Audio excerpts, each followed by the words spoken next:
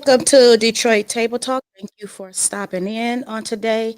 Today we have a important show. So what I'm going to do is we're going to get down to it and then I'll give you all the announcements at the end of the podcast. Today we have two activists, community activists. These are true people that have boots to the ground.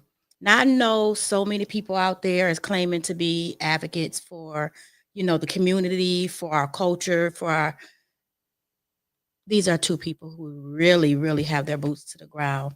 We want to welcome Miss Love and Miss Duckworth to the podcast on today. Thank you, ladies, for coming and for just coming to the table to make us aware of some of the things that are going on in our community, especially in our prison system. Thank you. Thank you so much for having us on. Appreciate Thank that. you. Yeah. Especially to my sister, Janice. Listen, I know you don't feel well, but I thank you for keeping your commitment to come and speak with us today.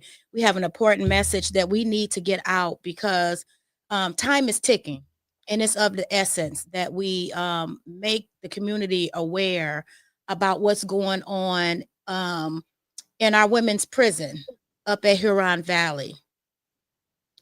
Ladies, how long have you been boots on the ground for our prison system?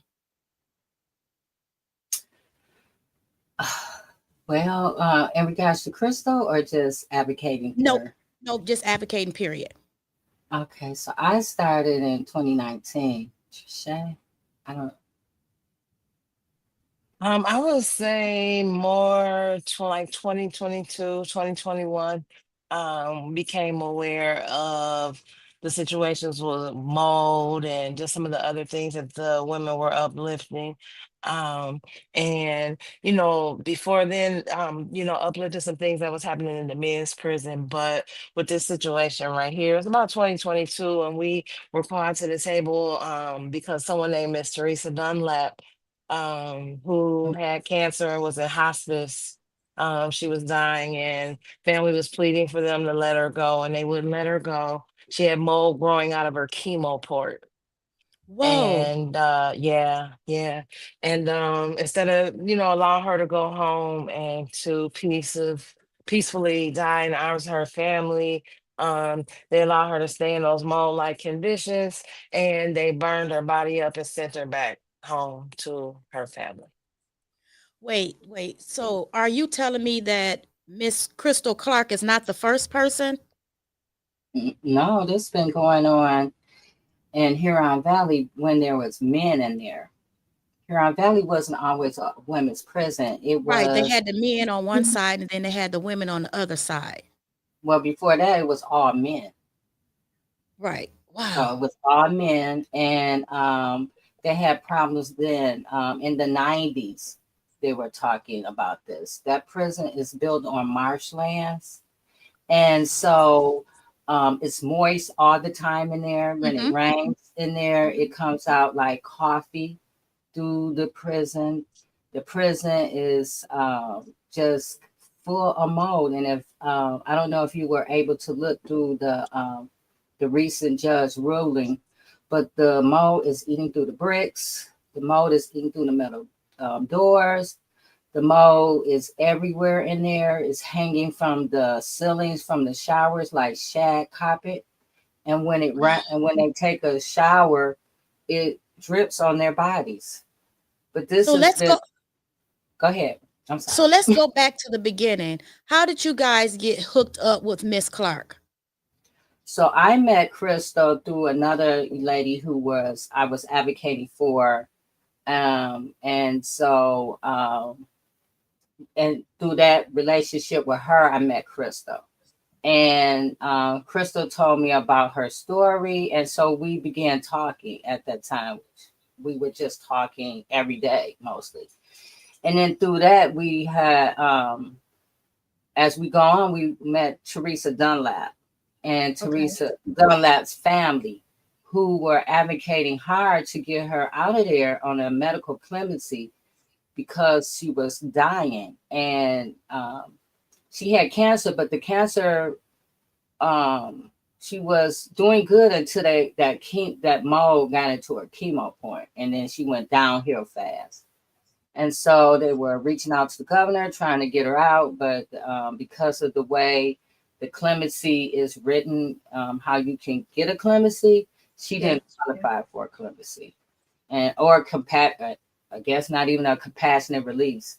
So she So when basically, you met Miss Clark and she was telling you about Miss Dunlap, had Miss Clark already started seeing symptoms of mold in her body?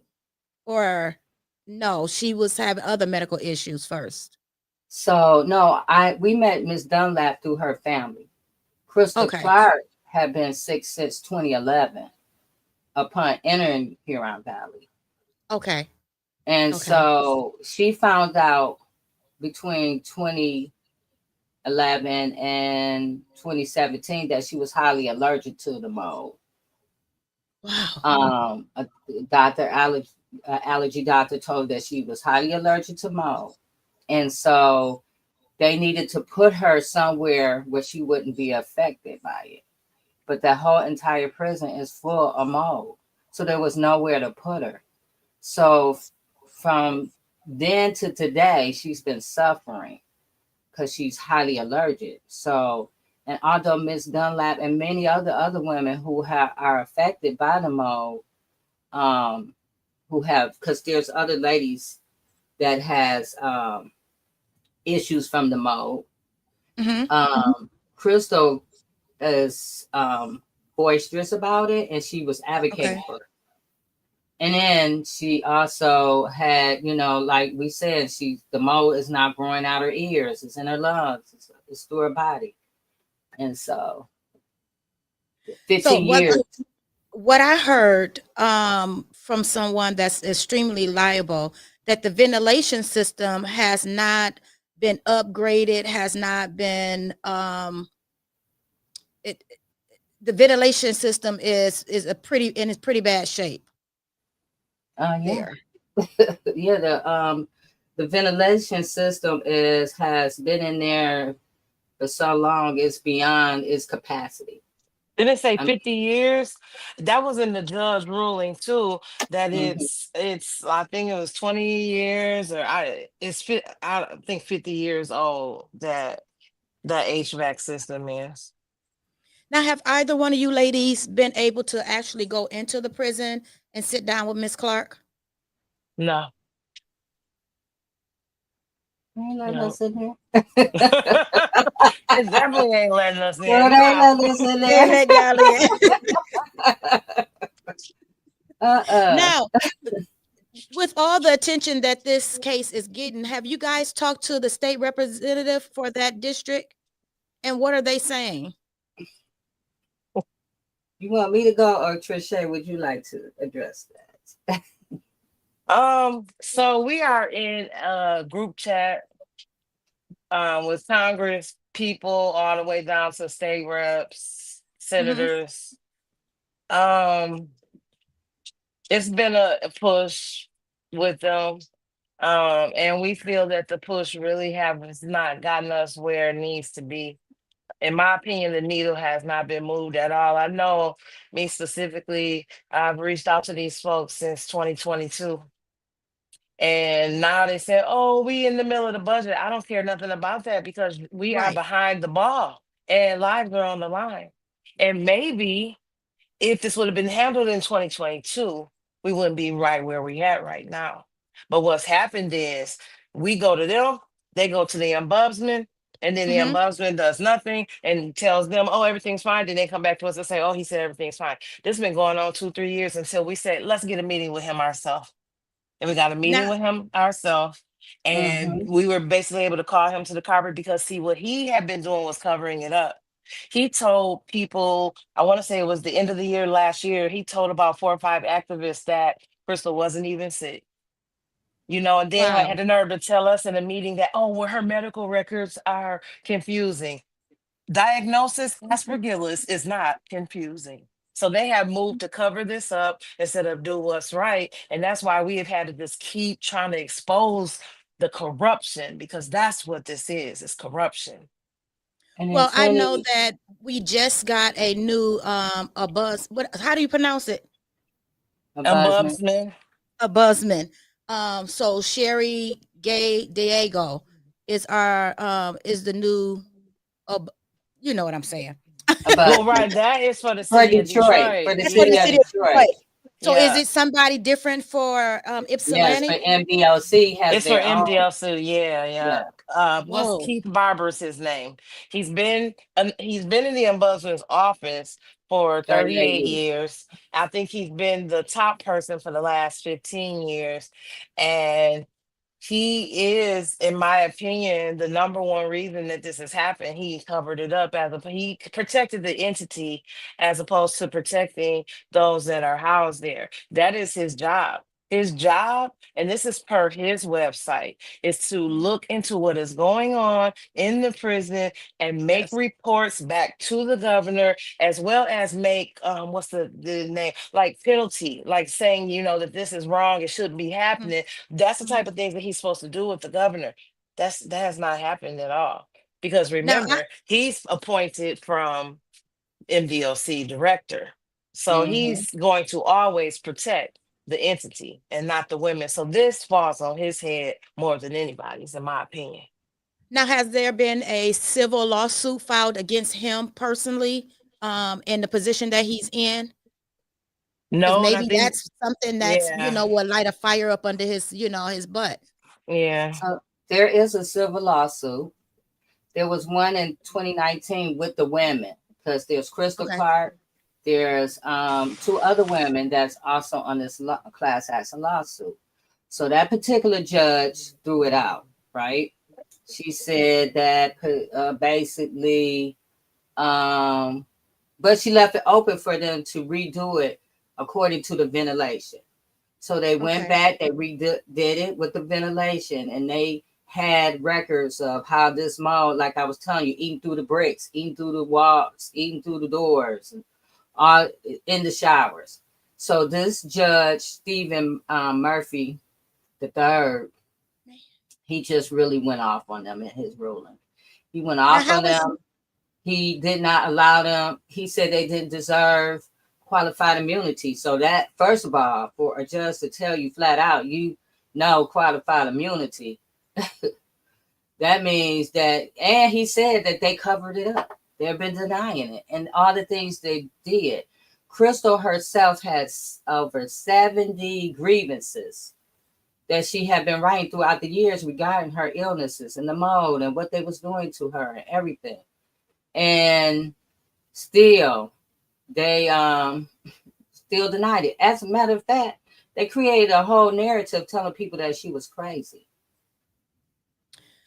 now I know when I used to work for the health care system, when OSHA would come in, it would be a all out deep cleaning going on. So Mm-hmm. like beds that you would see in the hallway, the overstocked, I call it overstocked emergency room where you have beds like galore all in the hallways. All that will be cleaned up before OSHA gets there. Now, Mm-hmm. I do know that when the pandemic was going on, right before or right going into the pandemic, my son was incarcerated and they was not protecting the prisoners. You had prisoner after prisoner dying, Mm-hmm. because they wasn't trying to help them. They wasn't cleaning well. They wasn't, giving them fruits and vegetables and vitamins. And we had to work really closely with our state rep at the time, Kyra Bowden. Okay. And she gave me her personal cell phone number and we were constantly communicating back and forth, back and forth. My son was able to speak with her and, she was going back and forth speaking with MDOC, but it was a constant thing just for them to do the right thing. And of course, like I was explaining to her, do you guys not just pop up, just because you have that right to pop up? And they do, but a lot of times they do what the hospitals do.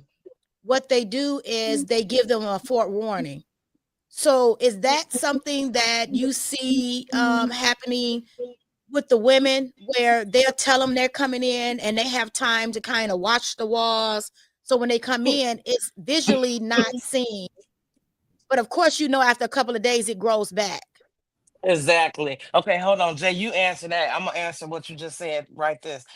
They can no longer go in there no more. They can't Oh, pop up wow. no more. They used to could pop up, but I want to say in 2023 or 2024, they lost that right in the lame duck session. What's that lady's name? Karen Witt said. Is that her name? I think that's her Yeah. name. She Yep. not she Yep. not she's not right. She helped to usher that through, I think. But they removed the right, and now MDOC is afforded the opportunity to have a 48 to 72 hour notice before anybody enters. Man, that defeats the purpose. But here's the thing, they wasn't even going in there anyways when they had the right. I Right. used to reach out to them and say, hey, go in there, pop up. They would not do it. They would not, and this since 2022. Then they lost the right, and now it's like, oh, well, and they did have a big meeting with them on September the 5th. With Congresswoman Dingle, Mhm. Senator Shink and Irwin, Mhm. former State Rep Braybeck, State Rep McKinney, Donovan McKinney, State Rep Morgan Foreman, and State Rep Jimmy Wilson. And MDOC, Heidi Washington and her team, and then they met with Crystal. And for me, I just don't know how after they seen her, how is it that we still don't have a sense of urgency for y'all to know that she needs y'all to do something, but What- still nothing. I want the listeners to watch this this clip real quick because I was taken back when I seen it. Mhm. Important and intense. That's how a federal lawmaker described a meeting with Department of Corrections officials as she and state lawmakers are looking into health concerns at the state's only women's prison in Huron Valley. Thank you for joining us for 7 News Detroit at 6. I'm Mike Duffy. Inmates say there's pervasive mold at the facility, and some inmates are being denied medical treatment. Those claims are at the center of an ongoing lawsuit against the state. 7 News Detroit reporter Randy Wimbley is listening to the voices of inmates, family, and lawmakers, and has a response from the Michigan Department of Corrections. Congresswoman Debbie Dingell and a group of state lawmakers met with Department of Corrections officials about claims of black mold at the Women's Huron Valley Correctional Facility and the toll it's taking on inmates, one in particular. I want to make sure that the prisoners are all getting the medical care that they should be getting and that we have all of the facts. Congresswoman Debbie Dingell left with concerns and questions after her visit at the women's prison and meeting inmate Crystal Clark, who, according to an infectious disease physician, showed signs of aspergillosis, a fungal infection caused by mold. State Rep Donovan McKinney says he could see it in her ears, her face drooping. According to the National Institutes of Health, in rare cases, aspergillosis can lead to facial palsy. Honestly, my biggest fear is that she won't make it out of there alive. The conditions at the prison are the subject of an ongoing legal battle in which the court recently rejected MDOC's defense of qualified immunity. And a federal judge stated Huron Valley is infested with mold. The mold eats through bricks and door frames, drips off the ceiling, falls out of air vents, and leads to a parade of horrible medical conditions. MDOC provided a statement saying, in part, routine inspections of all MDOC facilities regularly take place. In the event that dangerous or hazardous conditions are found, they are addressed in a timely manner. The evidence shows otherwise, and even their most recent physical assessment plant report shows otherwise. Civil rights lawyer Carrie McGee represents the women who sued MDOC in 2019 over conditions at the prison. And this report reflects that their inspections show that the HVAC system needs to be replaced, and that there's a lack of sufficient ventilation in the bathrooms and the showers, and that mold is thriving as a result. The legislators say this meeting with MDOC won't be their last. They still have unanswered questions about the mold issue. We want to make sure that it's remediated across the board in that facility. One of the follow-ups we have is, have you ever had someone from the outside come in and do some testing? What was that result? Yeah. And what are you doing now? And they said they will follow up with us on that. And MDOC says, due to health privacy laws, it cannot provide information on the health or medical condition of any specific person. In addition, due to active litigation, the department declines to provide additional comment on allegations brought forth on Women's Huron Valley Correctional Facility. I'm Randy Wembley, 7 News Detroit. Randy, thank you so much. So since this have taken place, what have they done? Paint over mold, waking women up at 1 o'clock in the morning, painting over mold. So have That's all. Dingo, have she followed up to find out, you know, what has been done? Have the HVAC system been replaced? Have they put a system in the showers and the bathrooms? Have she done any of that? No. There's So nothing you- been done. So you They have a just spending judge Go ahead. that I was- says, so you have a judge that says that Huron Valley facility, in essence, is a danger to the women that are, you know, are up under, you know, their custody, and nothing is being done. Mm-mm. Mm-mm. The only thing that can be done about it, which is why we quickly got our legislators into a chat so that we could converse with them. Because outside of the legislators, our legislators, there's nothing that can be done. This has to be legislated. We have drafted some legislation and we're looking at how we can get that pushed out. But unless MDOC has built up a power like nobody's business. When I tell you they have a $2 billion budget, that is the most, it is the largest budget in the state of Michigan that does not have oversight. Mm-hmm. Let's wrap our mind around how our Wow. money, this is our money that is being used to medically neglect people that are inside Women's Huron Valley and MDOC throughout the state of Michigan. Let's not talk about that because Jay had to fight for her son herself while he was in there trying to get, you know, service for him while he was in there. We just had somebody on the show last night, Michael Lawson. They pulled the wrong body part out of him while he was in there. Like it's consistent, the medical neglect that is rendered by MDOC, but that is our money that they are Yeah, I doing think Jay this and to I was people fighting about. at the same time for Yeah, our we sons. Wow. Mhm. Yeah, That's we were fighting at the just same time. wow. So my question to you is, I was talking to a group of people about Miss Crystal Clark, and someone asked the question, how do we know that? And I don't know anything about Aspergillus, so I don't even know how to pronounce it. Mm-hmm. Mold in the ear and mold in the lungs. Someone asked, how did mold get inside of their ear and their lungs?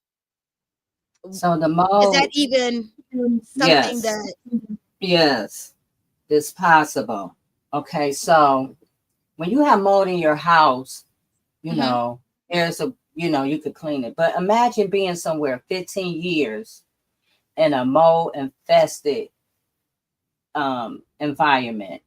And when I say mold, I'm talking about this mold is it's not just your regular house mold. it got to be There's grassy, different. it got to be thick. There's different types of mold. There's mold from wet asbestos, you know, from the wet built wood and material, you know. So we met another woman who worked briefly at Huron's Valley, and then she went across the street to the hospital and worked, which also is full of mold, right? Mhm. She herself, working in this environment, was sick. So, but when she leave from work, she would feel better. But when she come back to work, she was sick. And it took her a long time to connect it to the mold. But once she connected it to the mold, she had was tested for 18 different molds, Woo. and 9 was in her body. So that was my next question. How are the COs getting by inside of the same building? Like, With are they masks wearing and gloves masks all on. day? Yes. Yes, that's in part of the ruling. The ruling was stating that this is how you know they knew the mold. They told their employees to wear masks and gloves. Then the people who have high seniority, Mhm. there's places in that prison that's heavily more molded than other spaces. So the Now, higher are the inmates afforded the opportunity to wear masks and gloves? no, if they're cleaning more with their fingernails and maxi pads, Oh, I think Crystal had a mask, if I'm not mistaken. Crystal had a mask. Yeah, Yes, Crystal she's has a wearing a mask mask. now because okay. she's wearing a mask not just for the mold, but because her face has paralysis in it. Mhm. And people are saying, when we had when they did the report, one of those reports you saw, and they posted her pictures and stuff, and everyone was like, "Oh, that's just Bell palsy. Oh, that was a stroke." Yes, No, yes. the infectious specialist doctor stated that is not from that. That's from mold. Well, That mold that's in her sinus passages, and he believes that even now that it's probably in her brain because it's in the sinus passages. For it to come out of her ears, she's inhaling it and smelling it, and it's coming out. It's growing and How she is her out. said it's coming out cognitive? her nose as well. She just Yeah, recently now said she that. feels like she can feel it in her nose. How is her If you cognitive show the ability? pictures, do you have a picture of her ear? No. Yeah, so Mm-mm. there's pictures of Crystal's ear and you can see it. It's all in her ear. It's growing out of it. It's growing behind her ears. Oh. So how is her And they cognitive ability? Is she speaking clear? Is How was her that's so mental?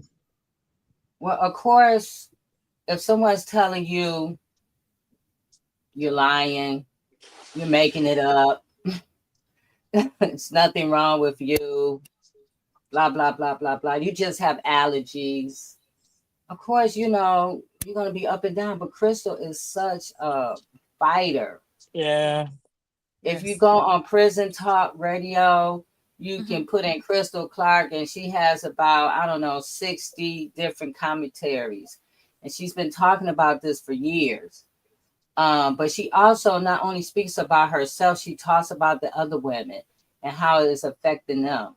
She talks about some of the older women who have been sick, and some of them have recently passed away. And even during COVID, Crystal was so sick, she thought she was going to die. And they kept saying, "Oh, you just have COVID." She never tested positive for the COVID. But the conditions in there of her being sick, I think she had kept having pneumonia. She kept having Okay. pneumonia. And with Mhm. that mold and all that stuff, she could barely breathe. At one point, she couldn't write. Like it's affecting like different parts of her body all the time. So right now she's so swollen. She uses a walker. She has to sleep sitting up. What can Can't what breathe. can the community do to assist at this point? Write Who's the your state state. rep for that area? The state Can you rep for this area would be Morgan Foreman. But they all Mor- work together, Morgan Foreman and Jimmy Wilson Jr. But really, people can call the state rep in their area as well, Mhm. because Okay. because it is the state of Michigan, right? Hmm. And all of them, in order to pass legislation, it's going to take all of them knowing what's going on and looking at what's going on.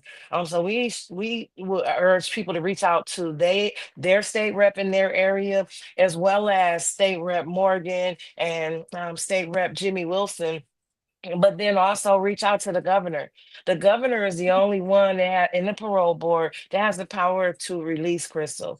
The governor could actually initiate a medical clemency on her Okay. own. She okay. In the parole board, they could issue a medical clemency on their own without anything, which we believe that's what's the right thing to do, because they know that Crystal is sick. So we ask people to just reach out to the governor and urge them to do the right thing, urge them to release her, and then not just her, to go back and look at all of the women that are sick, because they're scared to speak up.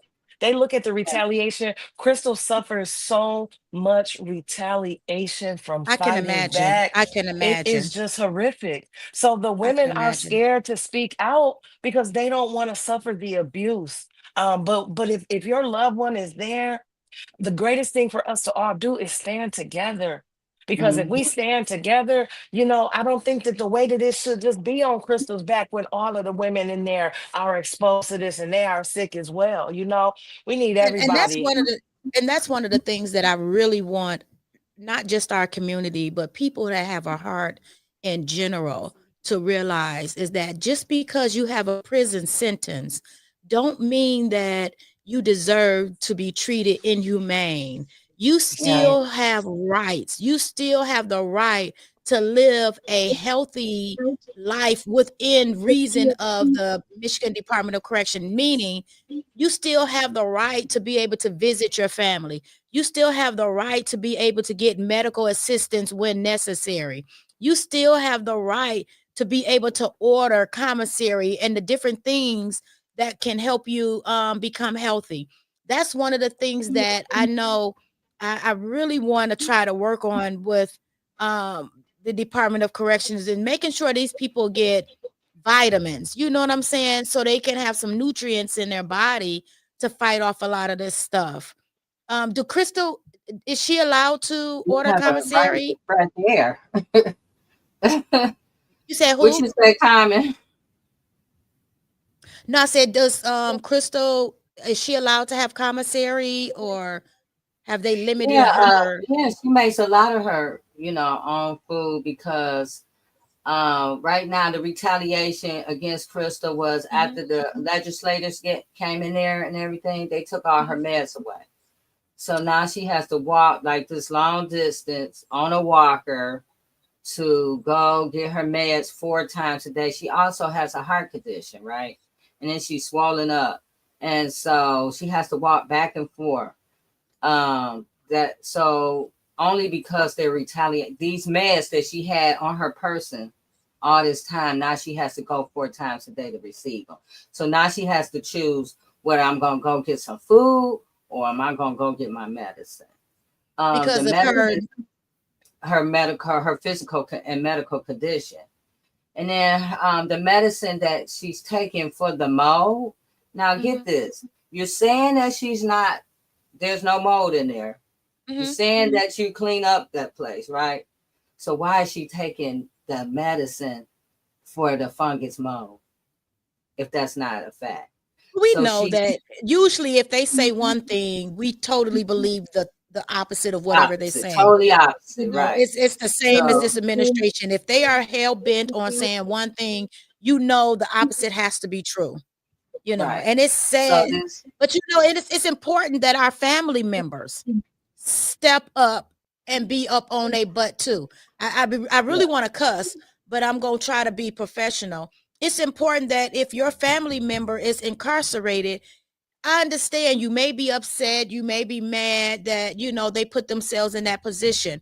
But as their family member, you have to stand up for them, because they can't really stand up for themselves because they'll be retaliated against.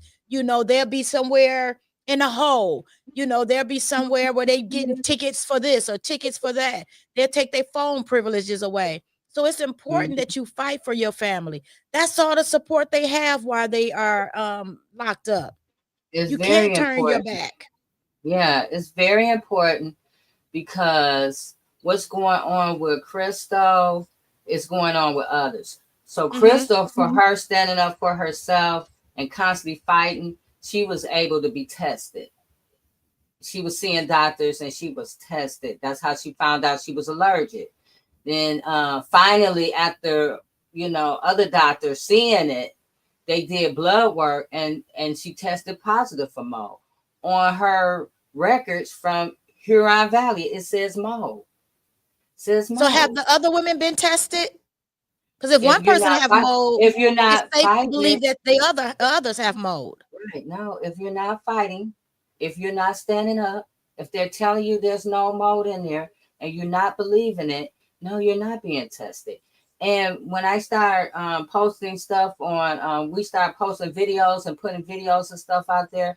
Some of these women didn't know until they got out of Huron Valley by seeing what we've been putting out, what was wrong with them. They got sick after they left and didn't know what was happening. I went in there, I could breathe. Now all of a sudden I come home, I'm sick, can't figure out why I can't breathe. I got all these problems. Didn't know that there's mold in there. So that when I say the cover up is covering up, but that's not the only facility that has mold, because I'm hearing from the men, we've been hearing that it's mold in the male prisons. It's mold. We heard from the ombudsman that there was mold in one place so bad they had to tear it down. So you telling me if there's mold in that place, there couldn't be mold over here? Because you guys doing the same thing across the board, which is not keeping up these facilities. And So if they can put a facility up, what was that called? Alligator trash, or what did they call it? The government? Alcatraz, alligator, whatever. Yeah. They put that up for prisoners to be, held. Why can't they put one up? A temporary one up until they go in there and scrub that place and update the ventilation system, and then move the ladies back in up under different conditions. They can't move them back years, in. they're gonna have to tear that place down. It needs to come down. The child hall is sinking in, literally. Whoa. So the infrastructure is just shot in that place. So really, they really need to get people out of there for that mud crumble down, and then they're gonna have even more liability than what they have now. But I want to go back to something you said, other people affected.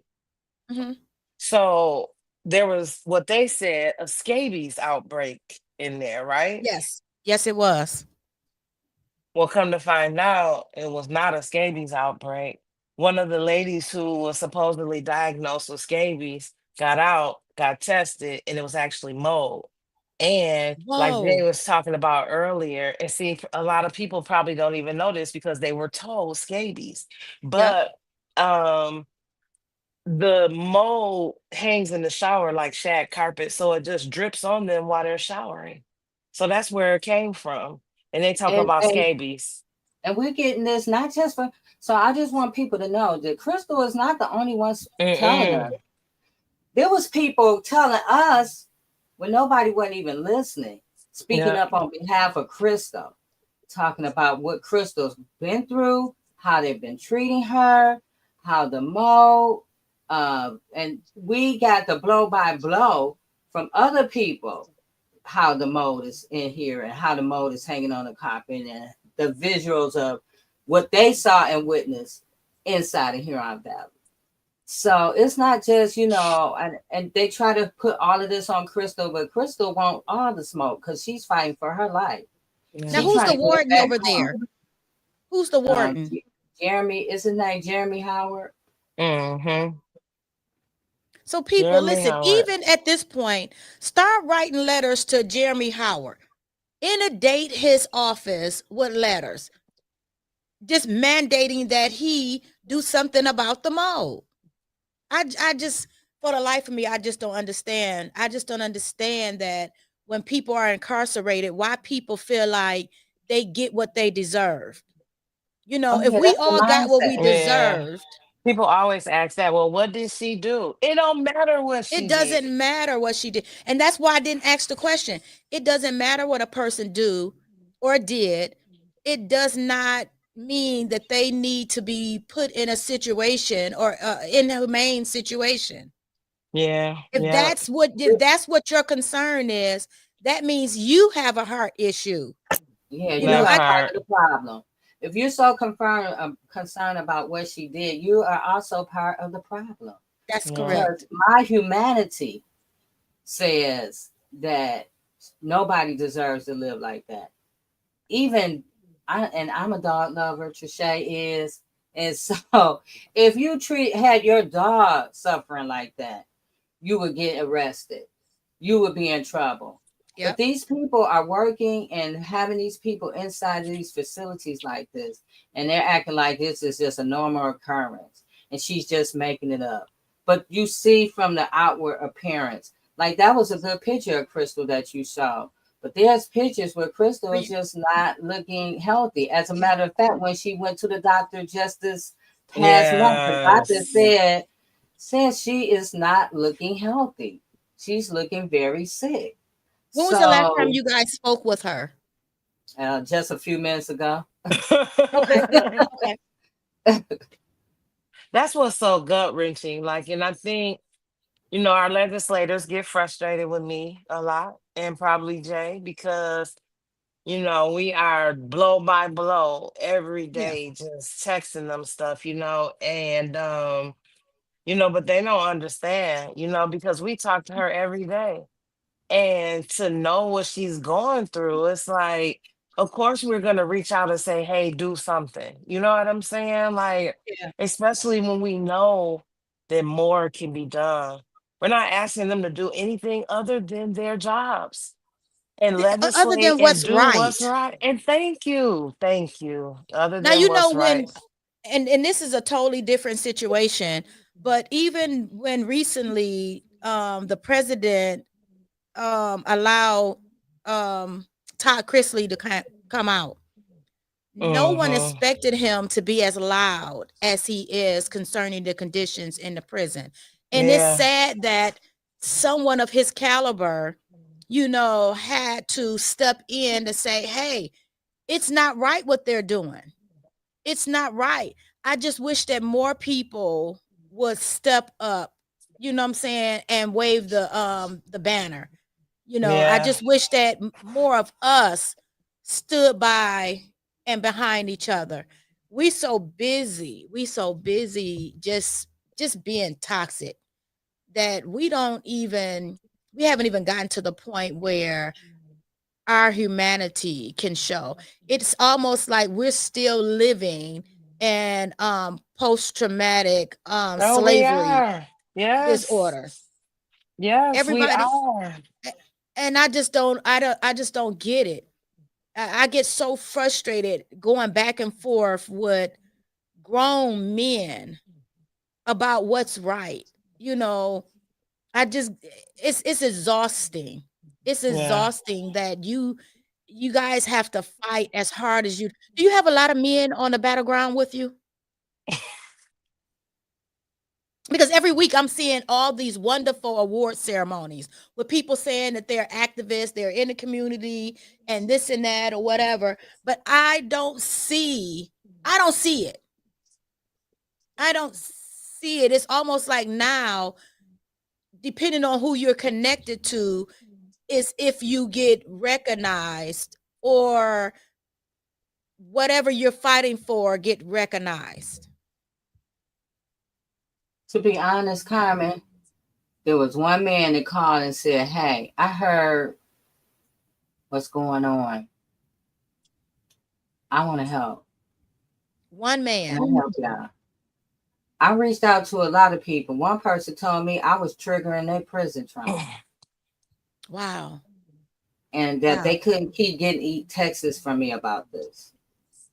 And I get it. And I was saying, I get that. You know what I'm saying? Because a lot of I've been triggered, right? Yeah. But a lot of our men and women that come out, they don't get the counseling that they need. I have a heart because too. of what they went through. Mm-hmm. Right. And you got to have a heart for doing what's right. You can't just say, oh, well, this is, bothering me, but you've been there. You've been in there. Yeah. We had people that came to that event you showed and that had been in there, didn't even want to speak up.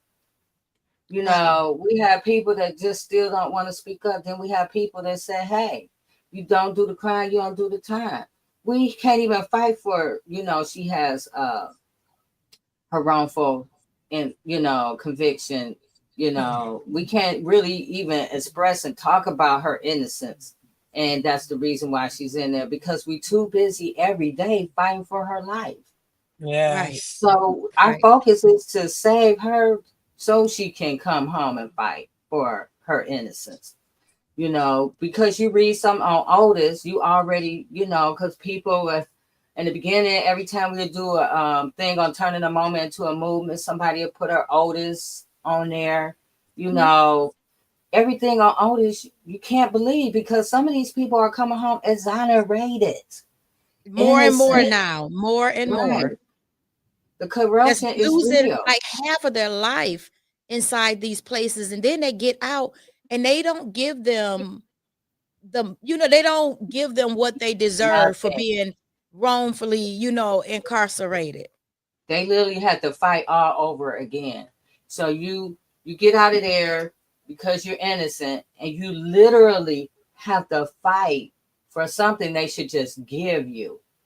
If I came home and I'm innocent, why do I have to go back through court proceedings to fight for the money that you owe me, which is like $50,000 a year? So imagine $50,000 a year, you've been in there 26 years and stuff like that. You have to fight for that. Nobody has said, hey, my bad, I'm sorry. Unfortunately, this happened to you, and we're going to write you a check. That's not happening. And I didn't know until my son was incarcerated that if you put money in their on their books, if it was a certain amount, over a certain amount, they made them pay rent. I was like, wait, what? And I think it got to the point where he can only have $50 in his account at a time. And anything beyond $50, they charged them rent. I was like, wait, what? I had to call the warden, like, wait, what is going on? Where's the money that I put in his account? And I had no clue. I had no clue that that's how they roll. I don't know about that, but I know if you owe, let's say, you have to pay restitution. Whatever money you send them, they're gonna take part of it as restitution. Like, so I'm sending money to my son, and I'm paying, paying somebody else restitution. Like, first of all, he's innocent. Second of all, I'm paying for it, for something else. Now I'm being, I feel like I'm being, I'm the person now that committed the crime. So I was trying to send you a picture of Crystal Ears. But yeah, it's just horrific that this is what's going on in our state of Michigan. The relationships with people that they have, their friends, their buddies, and people don't want to really, really rock the boat. But a woman here is fighting for her life, and other women are literally fighting for their lives. They can't talk about it. What are some of the other things that you? What are some of the other things that that are going on with the fight with for others, without saying their name, so they don't put a target on their back? They're not saying anything.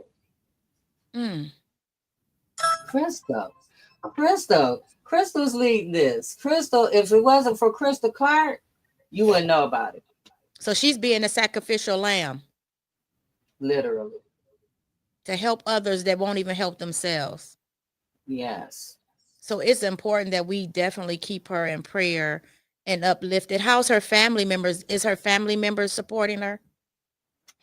So Crystal, when she went to prison, her children were babies. So the trauma is real with her family. She has grandbabies now. Her kids have suffered greatly through this. Her son, she had a baby that was days old when she got pulled into this.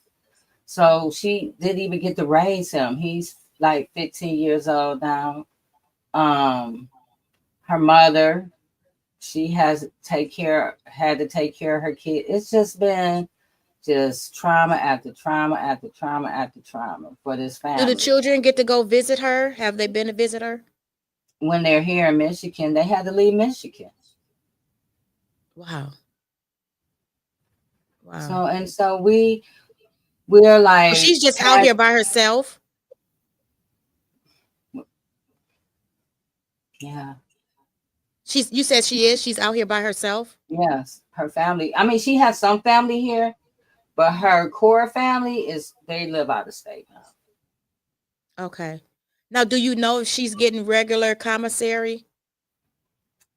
Yeah, when we get donations and stuff, we send that straight to Crystal. We have a link for that on her link tree. And Okay.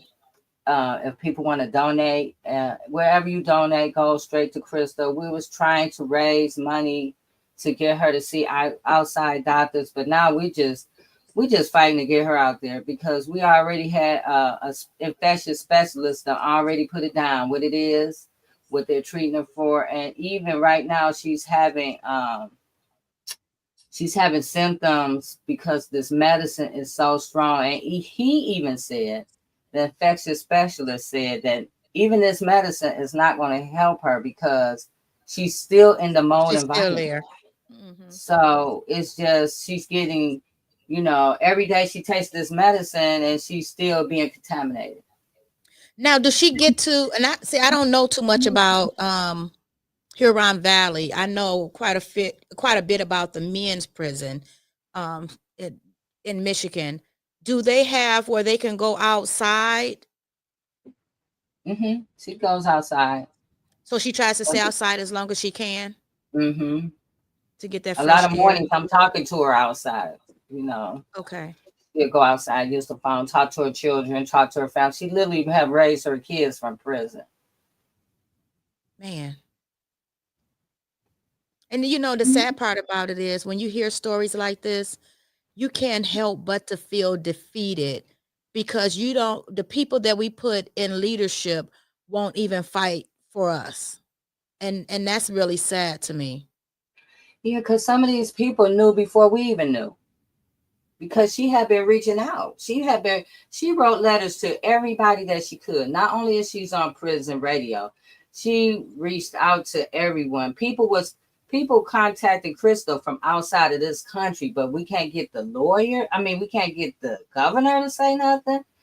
If you getting mail from Germany or all over the place from people who are listening to her from prison radio or seeing our videos on social media, and we can't get one word from the governor, that's an issue for me. That should Have be we an tried to issue make for an all of us. appointment to see the governor to speak about this case, or she's not taking any appointments?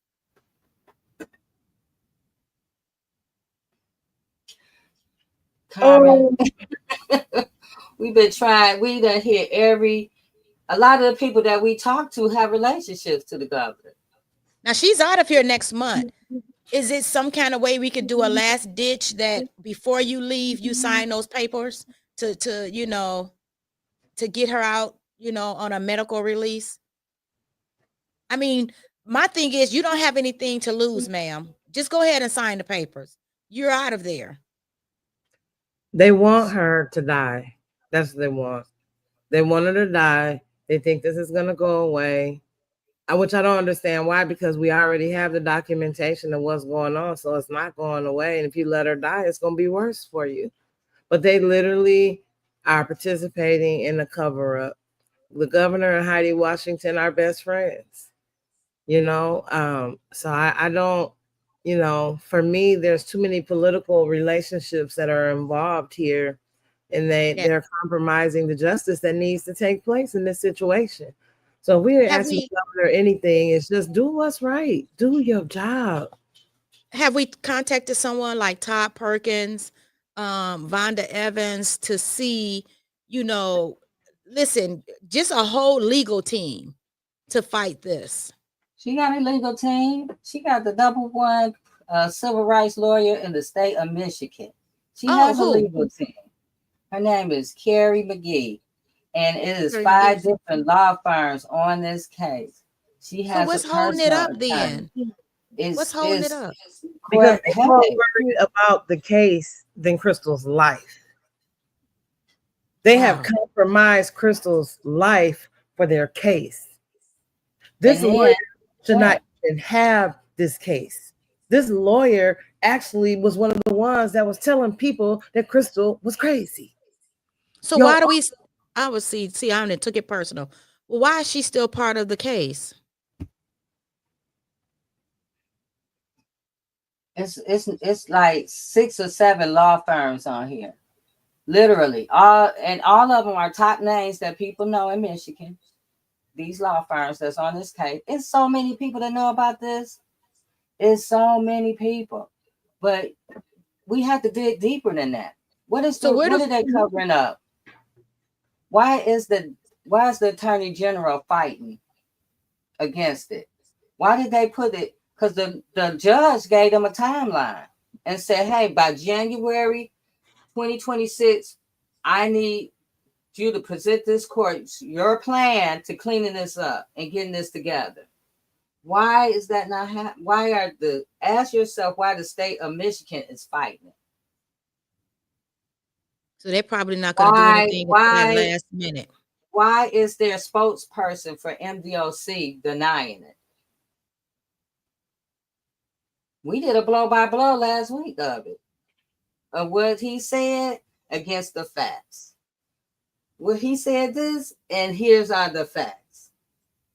So why is all of these people, we have to ask ourselves, why are all of these people fighting this? Because what that judge ruling put out is so big that prisons all over the United States, state and federal, will That's clean because up. they don't There was think a people that federal- go to prison have a right to live a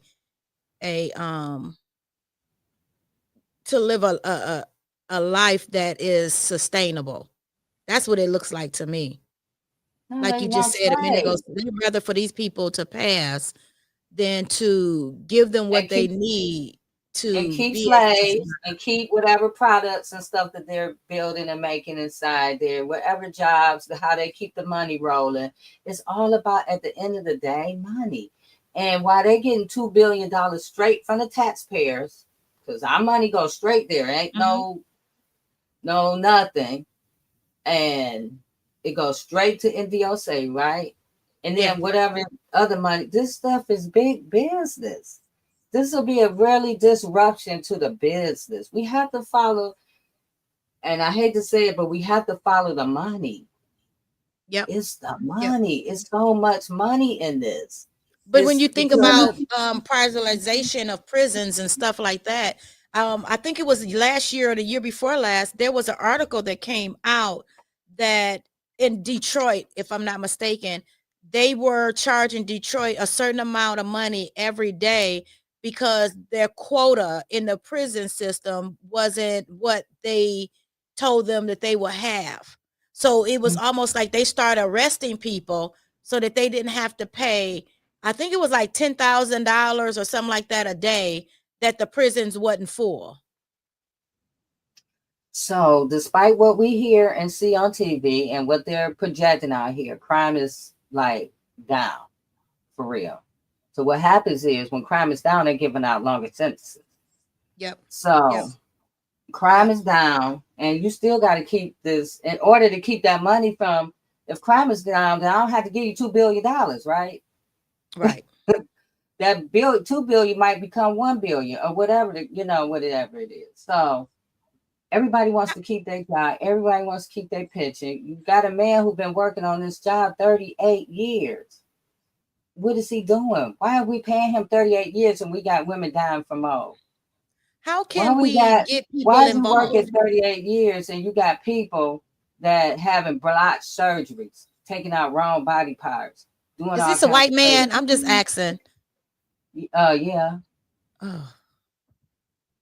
We had a person on last night who had wrongly convicted, while in there, had a terrible surgery. They took out the wrong body part. And then want to go back in and talk about let us correct it. I'm not letting you touch me again, sir, ma'am, whoever. Wow. Now he's out here fighting for his life. This is not the only story. Crystal is not the only person. It's all across the board. It's a lot of this. And until families start getting involved with their people, with their loved ones, and not write them off, get involved. Your money is paying for this. Yeah. These lawsuits, guess who paid for it? This lawsuit, when Crystal finished with these folks, if she survived it, or her family, whoever, when these women in there, we're going to pay for that. The taxpayers are going to pay for that. We should demand better. We should be asked that, no, I don't want my money to go for this. I don't want my money to keep on, killing people.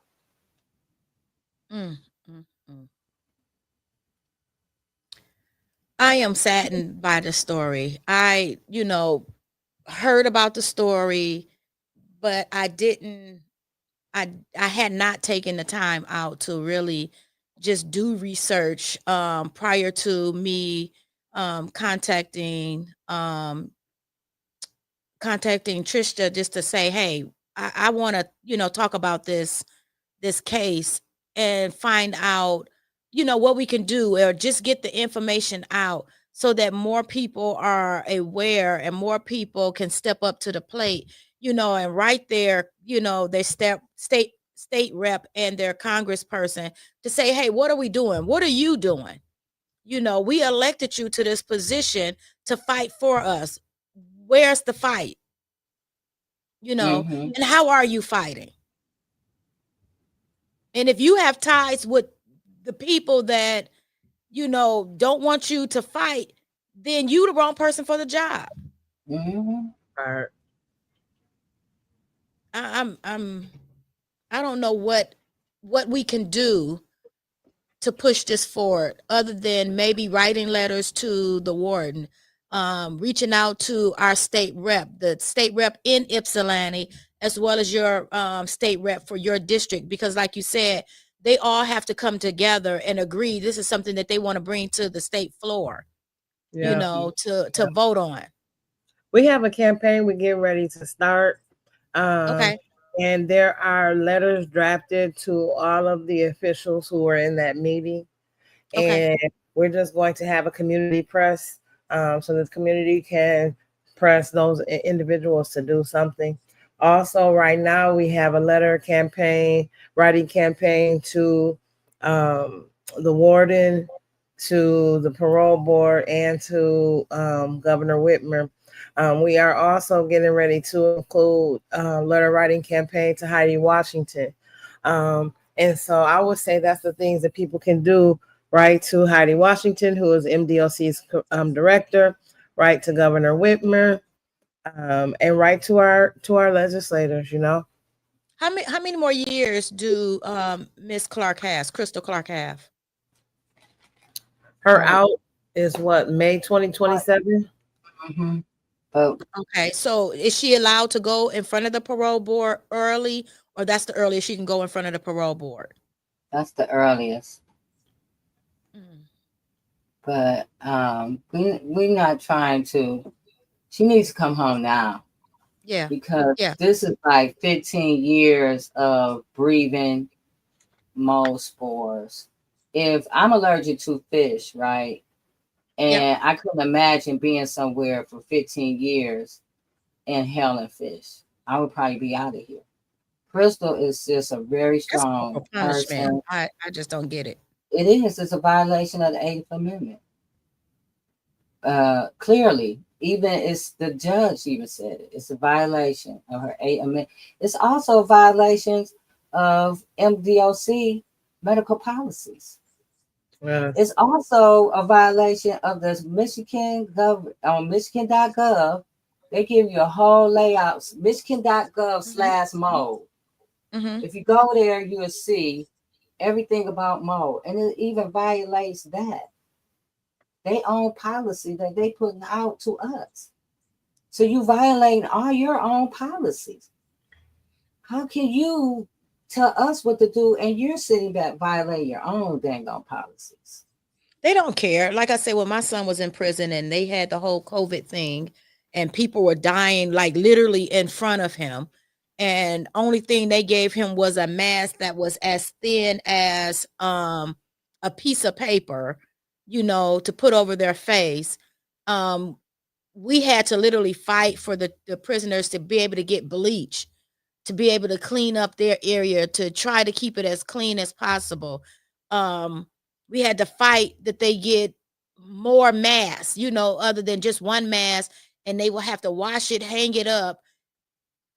By that time, they're exposed to whatever, you know what I'm saying, that's in the elements before they can put that mask back on. But at that moment, I thank God for my state rep because she was really on it. And I'm a mother. You know, Jay, me and you talked numerous times. I'm a mother. So I was calling the warden every single day. He didn't like it, but eventually it got to the point where he expected my call every single day. I called. How is my child? What's going on? What you doing? And unfortunately, that's what we have to do. We have to let them know that somebody that you have jurisdiction over is loved. And we're not Right. going to let you sleep soundly if our loved one is not being taken care of. Right. I mean, Exactly. it got to the point where his secretary knew me. Hi, Miss Evans. Is he available? Yes, he is. And it got to the point where he just started taking my calls every day. So I'm telling you guys, build that rapport. Build that Yes. rapport. Call every single day. Even if they won't come to the phone, leave a message.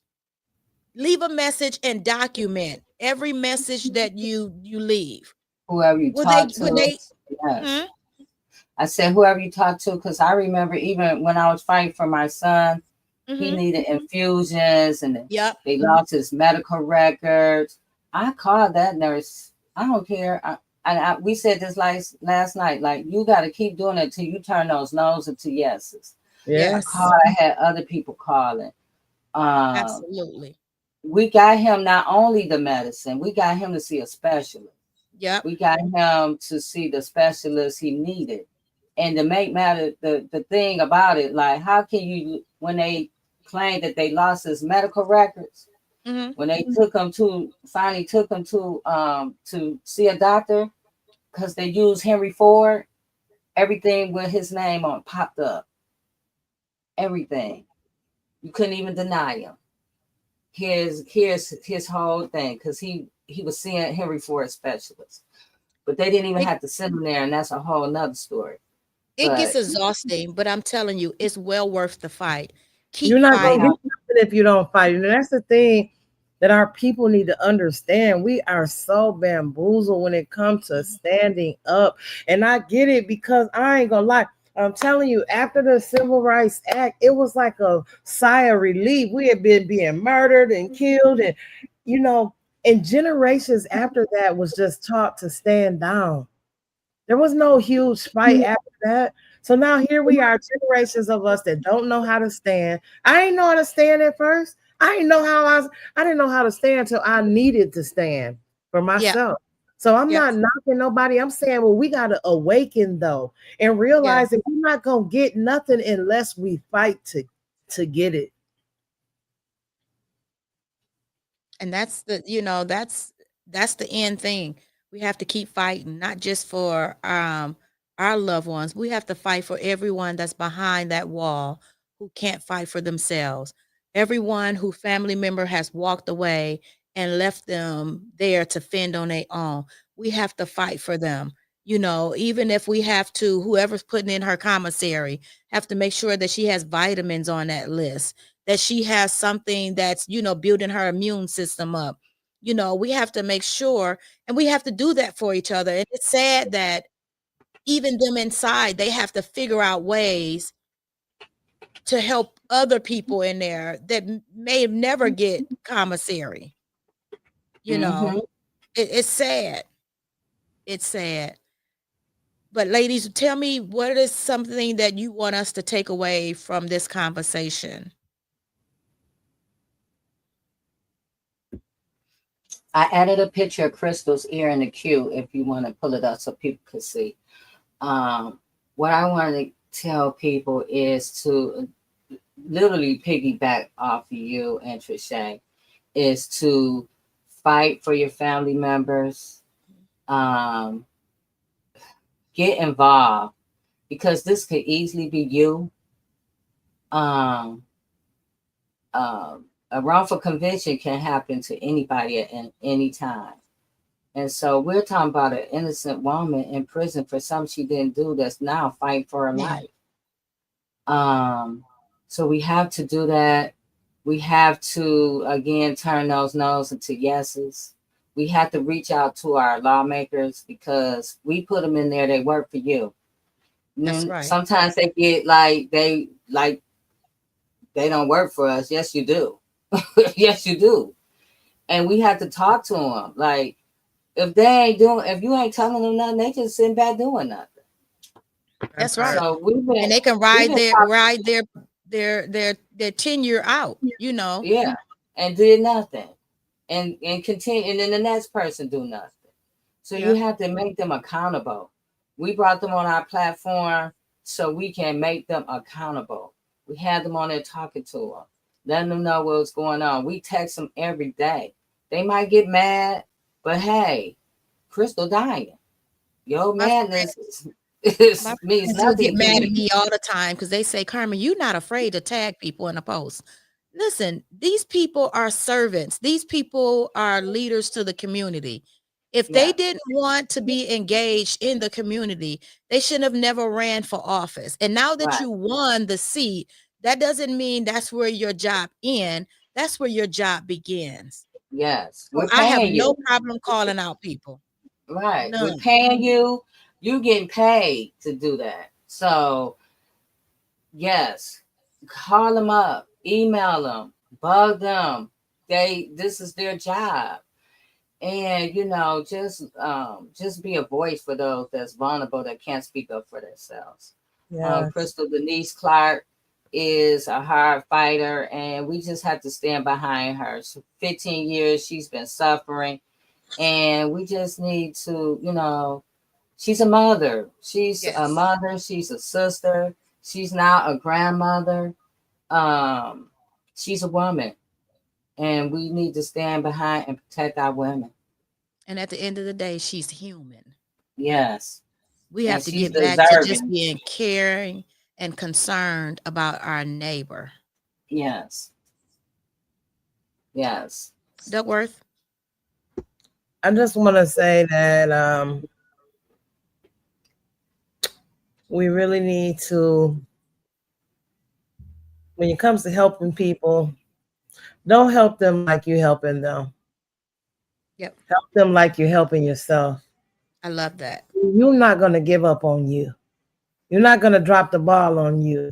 See, when it get hard, if you fight for them like you fight for them, when it get hard, you're going to drop the ball and going on about your business.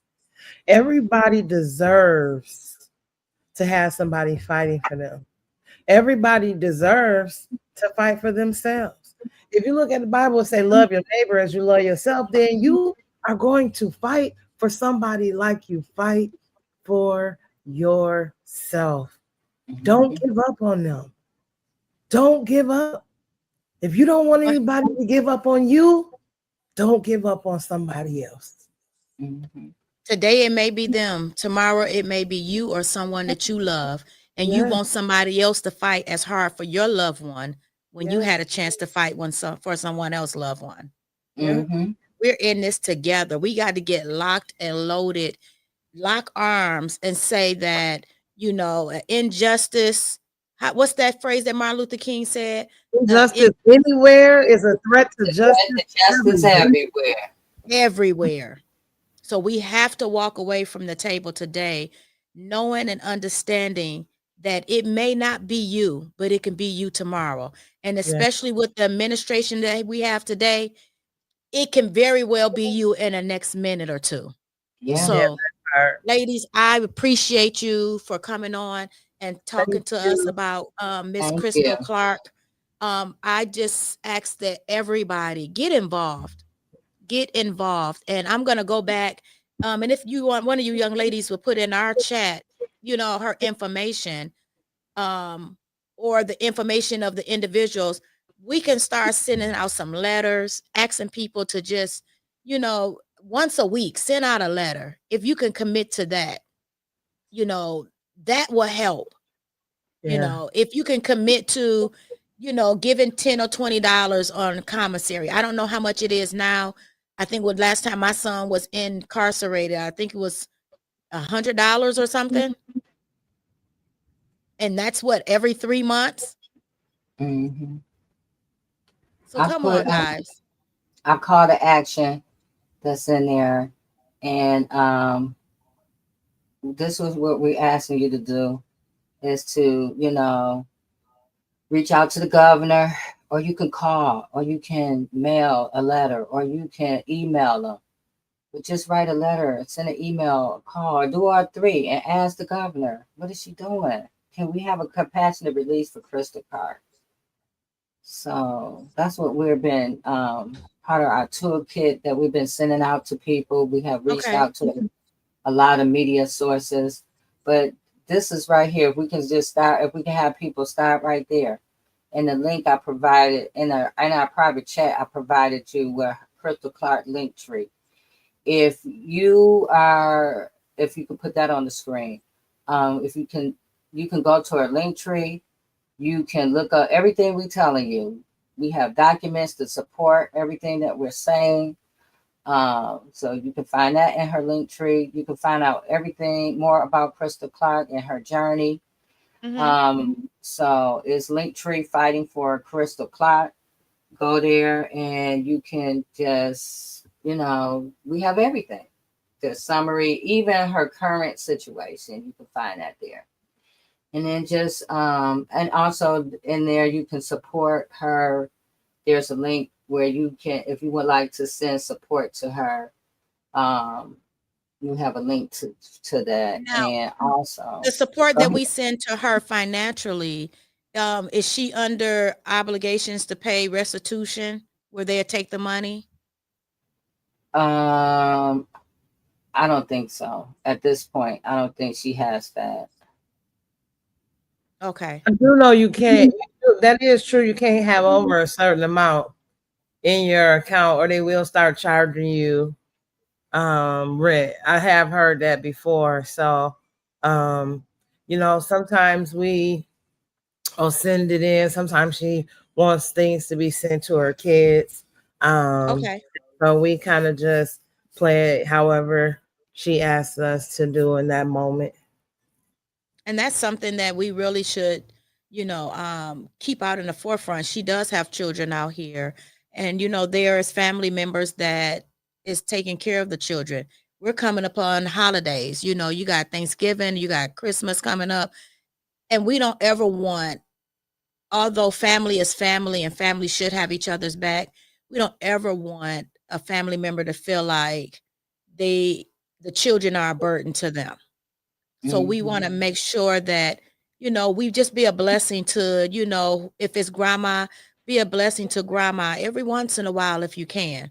A few dollars go a long way, when you are in need, because your finances is stretched because you have extra mouths to feed. So please, guys, I want you to share this.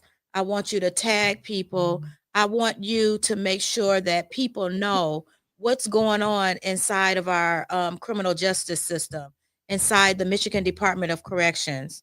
It's not always a pretty picture. And you don't really know that. I also added another picture. If people want to reach out to Crystal, if you just want to send her a word of encouragement, she reads everything with the address on there. If you does she have JPay? Yes, but you might want to write her a letter. So okay, like handwrite. Okay. So if you want to send her a letter, or it's best probably send her a letter right now. just send, that's her information, also her Linktree information. And you can just send her a letter. She reads everything. You probably can't send her a JPEG. You can send her a JPEG. She reads those as well. Okay. And it's easier, guys. If you want to send a JPEG, it's easier for you to just go on, download the app. All you have to do is put in her Michigan Department of Correction number. That's the 6-digit number 435064. And you can just put it in. Matter of fact, you can send money through JPay. You can send stamps where she's able to write you back. You're able to reach out to her and she gets it. If she checks her email every day, she will get it the next day or that same day, depending on how often she checks it. Just an encouraging word goes a long way. Really? Not really, but she'll get it eventually. Oh, well, they playing games with her? Yeah. Okay. Well, put it in But there. I say do it just make because sure they that I just want the people to know, at least still send it, but make sure, because I know how Black people are, okay? So I'm going to say this. Don't go putting crazy stuff in there. All right. Encourage her, speak life over her, pray over her, but don't send nothing that's going to cause her to have a target on her back. Don't ask no stupid questions in there because 9 times out of 10, they're not going to push it through. Okay, Right. people? I love you, but Send don't her do it. an encouraging word because she needs it. Because every day it's a battle. It's a I'm going to battle. go out I talked to today Crystal when I first leave thing here and buy a card and I'm going to drop it in the mail. every day. She, we pick up that phone. I pick up that phone first thing in the morning, and it's something going on at 7, 8 o'clock, 9 o'clock every morning. So she When my needs an son was in encouraging prison, word. Jay, you know this. When my son was in prison, every time my son called, I had heart palpitations. I had Yes. anxiety attacks because you never know what they're going to say on the other side of that phone. Yes. And then you never know what they're going to say and when they're going to shut the phone off because they're telling you too much. It is a lot. But one thing for certain, two things for sure.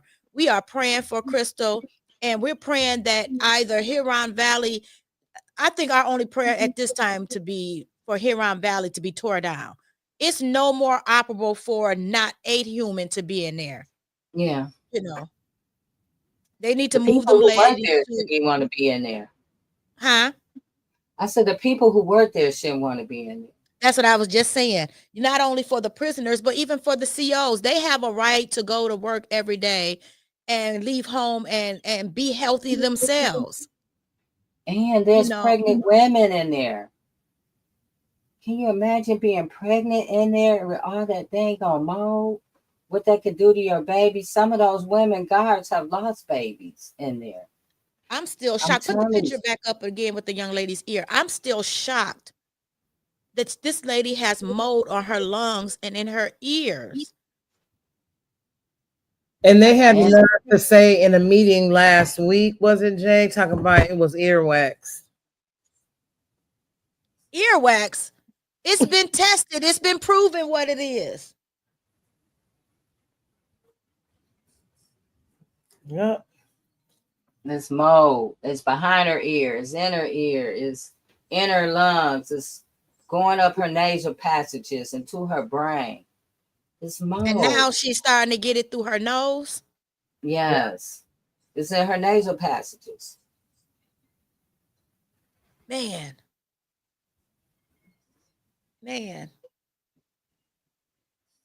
Can we put up the picture of how she looked when she went into prison and how the cerebral palsy due to the mold has made her face look? It's not cerebral palsy. It's mold. It's mold. Yeah. They call it facial palsy, I think is what they say. Facial palsy. That's what it's called. Facial palsy. How do you pronounce the other the diagnose? Aspergillosis. Yes. Yeah.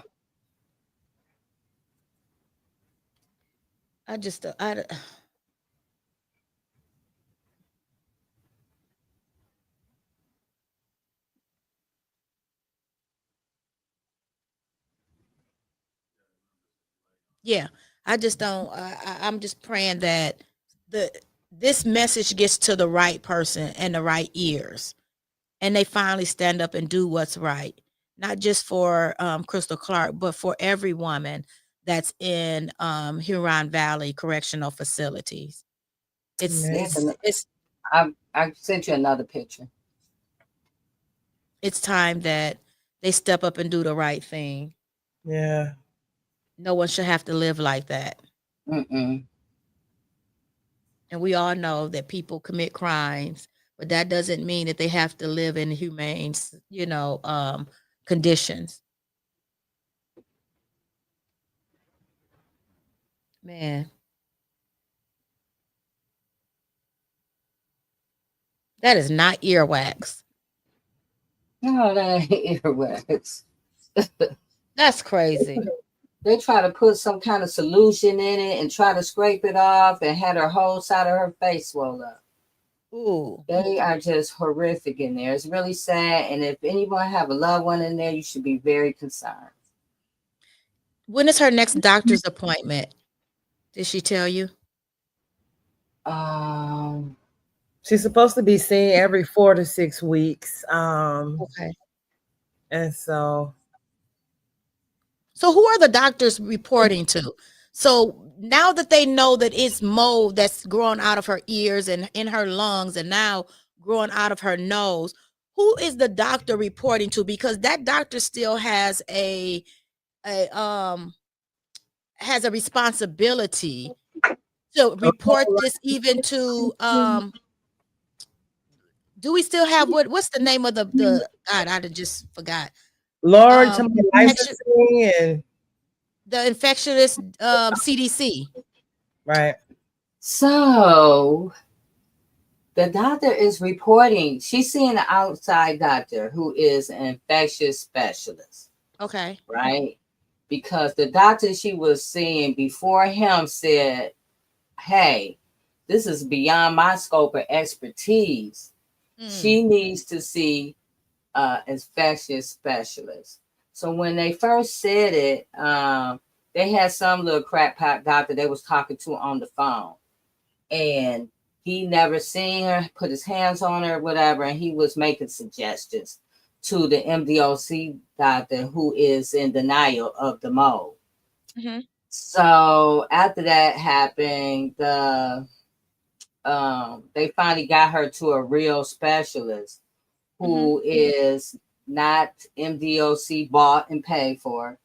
And he's telling them what's going on. He's saying, hey, if she doesn't come out of there, she could die. She needs to be out of there. She could die in here from this. Everybody in there, up to the COs and all of them, could die. They all need to come up out of there. Hey. And I don't know why the COs haven't staged a walkout for their safety. That's what we told them last week. We were out there for a protest last week. And we were telling them, like, look, this affects you too. Yeah. You act like it's just affecting them. Why isn't your union protecting you? Because your union is supposed to protect you from these dangerous type of conditions. Y'all need to be talking to your union. But instead, some of them even try to deny that it's happening. Until they start having medical conditions, and then they want to have a lawsuit, a class action lawsuit. Mm-hmm.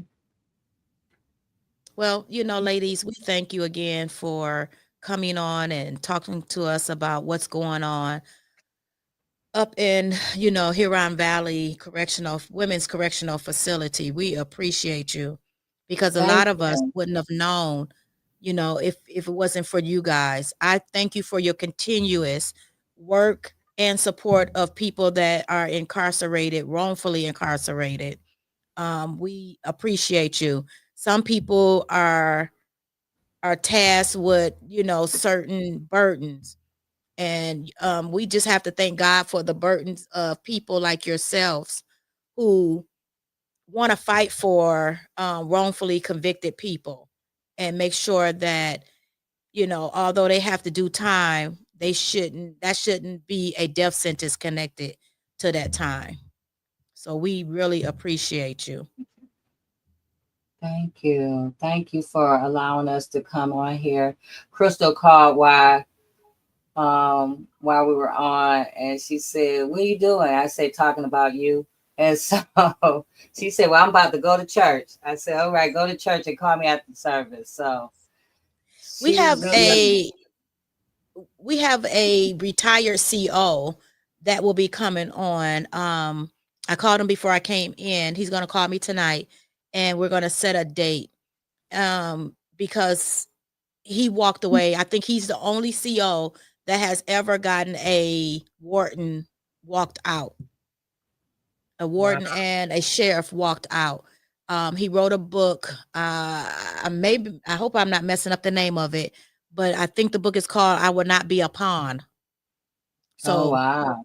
he's going to be coming on, and he's going to be telling us why he decided to retire and leave the Michigan Department of Corrections, and what he witnessed firsthand inside of the prison system. So Wow. I am anxiously waiting for that interview. I am still in the midst of reading his book, but I am waiting to hear what he has to say, because all this, is part of the puzzle. We need people that say, listen, I'm not up under you anymore. I can say what I want to say. Right. Yeah, you have to No. free yourself. That's why the other lady who was so sick with the most, she had to go. She couldn't stay there. She said the money is great. They get paid very well. The Mhm. benefits are very good. But do you want to live? Are you like a human? If you see people suffering, you're suffering, and you can sleep comfortable at night knowing that this is happening to people. So yeah, I would love to hear his story, because there is so many people who go home and go to bed like nothing happened. I know I talked to one of the lawyers just recently who went to see Crystal, and I talked to a different lawyer because I just been reaching out, just trying to create a team of people who are going to help us with this story. And one lawyer said, I couldn't imagine they was just normalizing it. They were just laughing and giggling, and just like all this stuff is normal. And then the other attorney told me it's just so nasty and it's horrific. And so these are people who witness, the lifestyle of what these people have to go through. And so that's why I'm saying, if you have a loved one there, please just stay connected to them. There are so many horrific things that goes on behind these walls that you probably never know is happening. So just stay connected. Yeah, this is just the tip of the iceberg, but we're going to peel this onion back slowly, and we're going to find out what's happening up in these places that unfortunately that we pay for. Our tax dollars pay for.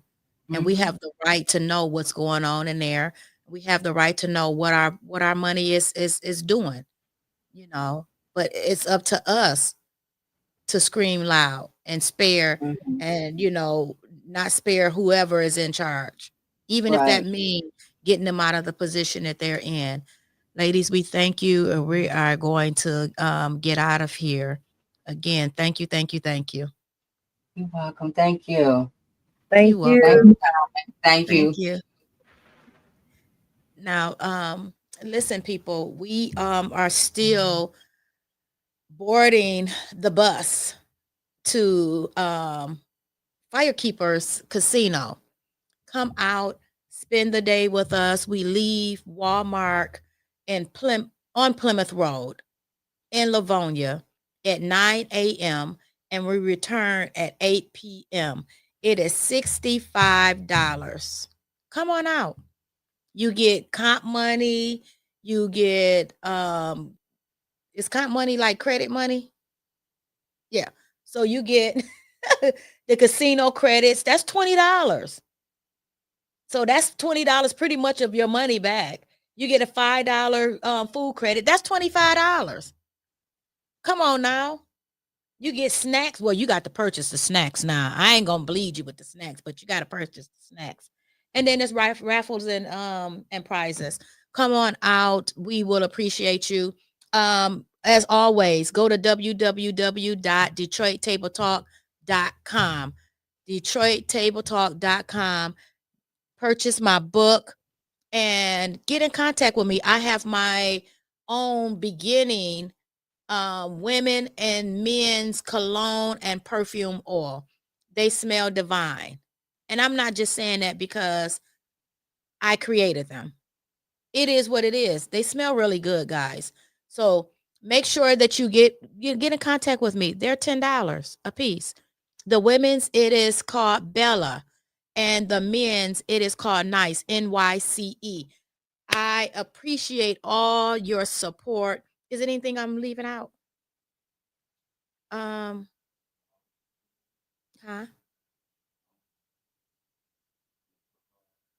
Yes.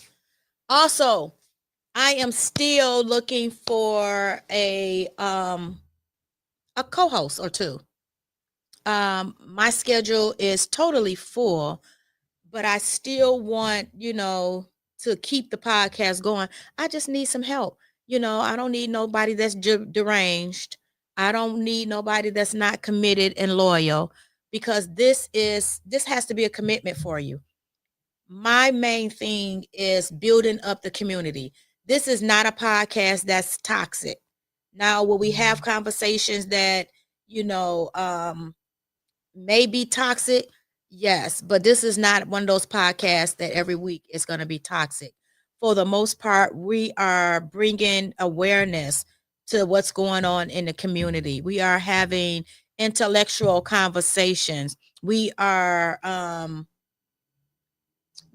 moving the podcast to a place where we have emotional intelligence, that we're able to have conversations outside of our emotions or outside of what we think or we feel.